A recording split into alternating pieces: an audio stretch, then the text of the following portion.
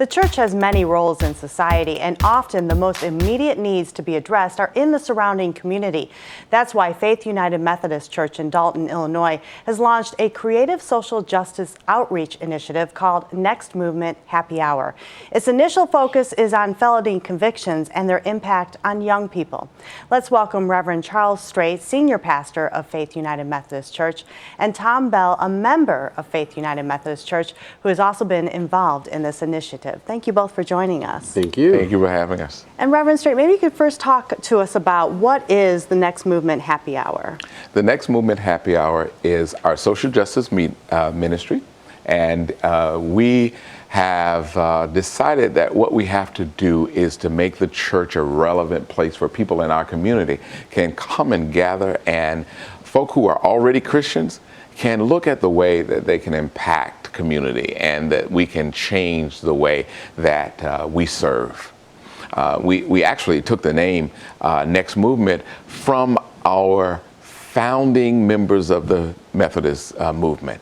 As you know, the Methodist movement did not start out as a denomination or an intention to be a denomination, but Charles and John Wesley's idea that there was not enough of the calling of Christ being lived out in the community. So we thought, let's make another movement happen within our church so that we can call Christian people to live out the meaning of Christ's message in our lives. So this is outside of the traditional Sunday morning worship service. Explain a little bit about that. Absolutely. So on the fourth Wednesday of each month, we come together to discuss issues of social justice within our community. We have a group of folk who are working throughout the internet and social media to try and engage folk from all around the world to discuss how it is as Christians we can respond to the issues that impact our community. So we have a worship experience in the middle of the week, at the end of the month, that is all about involving new people that are interested in making Christ's work on earth happen the way he initially started it when he was walking the earth. And Tom, maybe you can explain, how did you come up with some of the issues that you'll be talking about? What are some of the needs you'll be addressing that your community is facing? We got input from our own members, from each other, the Micah team, of what it is that's on people's minds. Having done social work with ex-offenders, it's always been on my mind. That was what I did for 20 more years. How to involve the church and the community in one spot at the same time to work together to help those that had problems with the law. And you're first addressing felony convictions. How is that impacting youth in our society today? Unfortunately, most youth don't realize that once they're arrested, that record is permanent. When they apply for schools and eventually jobs, they may not get what they want. And a lot of people don't realize, too, that convicted felons may be people who never spent a day in jail.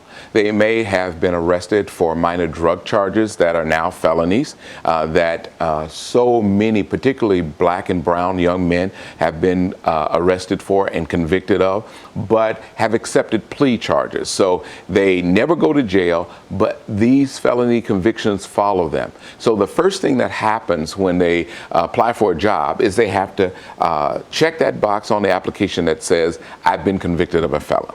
And when that happens, most of the time, they never get to the next step, which is to have the job interview, which is to help them, possibly get in the door to actually getting that job.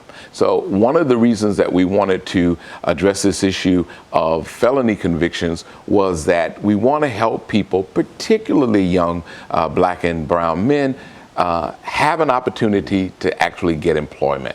Now, to that end, we were so incredibly happy to partner with an organization called One Northside, where they're working on an initiative in Illinois called Ban the Box.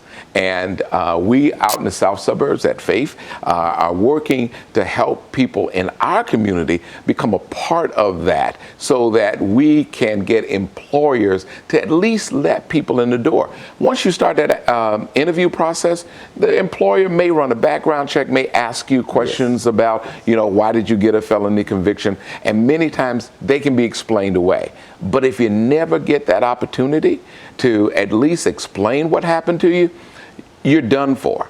And so many of our young people end up back on the streets, not in school, not in any of the places that leads to a better life. And so we're so incredibly happy to be able to partner with Chris Patterson and One Northside to move this initiative out to the south suburbs, so that we too can be a part of helping people have better lives. And Tom, what's your hope for this expanding into addressing other social action issues? Our hope is that Faith United Methodist Church of Dolton, Illinois will be relevant to the entire community. Kids will come to your outdoor events at any church and have a ball. But will they come back on Sunday morning? Probably not. Your music ministry has to be attractive. Your Sunday school presentations have to be attractive. Your morning worship has not to be dull, according to youth. Yeah. So Wednesday afternoon, we're more relaxed. Wednesday evening, we are very relaxed. Pastor doesn't preach what thus saith the Lord all the time. It's, did you know we have this issue in our community? Christ did this. What would you like to do? Now we're talking to each other, not being preached at. To just also say, too, to the issue of relevance. One of the issues that we really deal with in our community, I know churches all over are dealing with, is the fact that most people in the community don't see the church as a relevant place to meet their needs. So part of this movement towards social justice is to help people in the community understand that we are not just people behind these brick walls that come in to the community to worship on Sunday, but we're people who are concerned about what's happening to you. The fact that you can't get a job, it impacts us greatly. The fact that you have a job and that job may not be paying you a living wage, it impacts us greatly. And as people of God, part of what Next Movement is all about is calling people to action. So in every single one of our times together, we have worship. We have a message that tell people what the issue is. And for these next couple of ones, it's been all about Ban the Box. And I want to also say that we are supporting a House bill whose initiative is to get employers all across the state to take off that question on the application. It's House Bill 5701. But once we do that, then what? So every Next Movement happy hour has an action. What will you do as a Christian person? And some folk are not Christian, but they're there because they want to know how they can change their community. We want you to leave there. And with this particular one, we have the Next Movement coming up on April 23rd. The next one, we want people to sign an online petition so that they can let their state legislators know that we want that question taken off of applications all across the state. Chris Patterson and One Northside was phenomenal at getting Jewel to sign on to banning the box in their companies in Illinois, and we want every major employer to do the same thing. So relevance is a huge issue for us. We want people to know that the church cares, that the church loves you, and that the church is working on your behalf. And maybe through doing that, we'll find more and more people wanting to say, well, you know what? If the church cares about me and are working for my benefit, maybe I want to be a part of that church. And I kind of think that's what Jesus did when he had people that were blind and he gave them their sight and all the other stuff that he did for them. One of the quotes that I love, my former pastor used to say, Jesus never fed people in order to get them to follow him. He fed them because they were hungry, and then they followed him.